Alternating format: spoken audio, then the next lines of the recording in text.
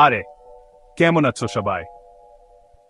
তোমরা কি কখনো খেয়াল করেছো যে জীবনের সেরা আনন্দের মুহূর্তগুলো হঠাৎ করে আমাদের সামনে চলে আসে?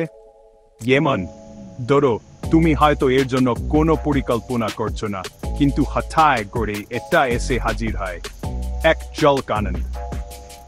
হয়তো তুমি বন্ধুদের সাথে আড্ডা দিচ্ছ, কোনো বোকা বিষয় নিয়ে হাসছো, আর এক মুহূর্তের জন্য তুমি সব চাপ ভুলে গেছো। অথবা তুমি তোমার প্রিয় গান শুনছো, আর হঠাৎ করেই তোমার মনে আনন্দের ঢেউ খেলে আসছে। মানে, হাসার জন্য তো আর বড় কোনো কারণের দরকার হয় না, তাই না? কখনো কখনো এটা শুধু প্রিয়জনের একটা মেসেজ হতে পারে, অথবা তোমার মা দুপুরে তোমাকে একটা বারতির স্কোল্লা দিলেন।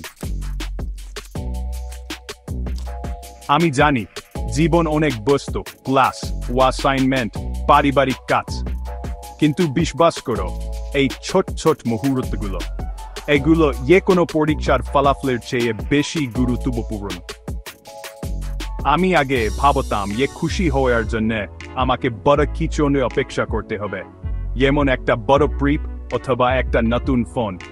কিন্তু সত্যি বলতে, আমার সবচেয়ে আনন্দের স্মৃতিগুলো হলো বন্ধুদের সাথে গভীর রাতের আড্ডা, অথবা এখন কেউ তোমাকে শক করে জড়িয়ে ধরে বলে, আমি তোমার পাশে আছি। সেই অনুভূতিটা।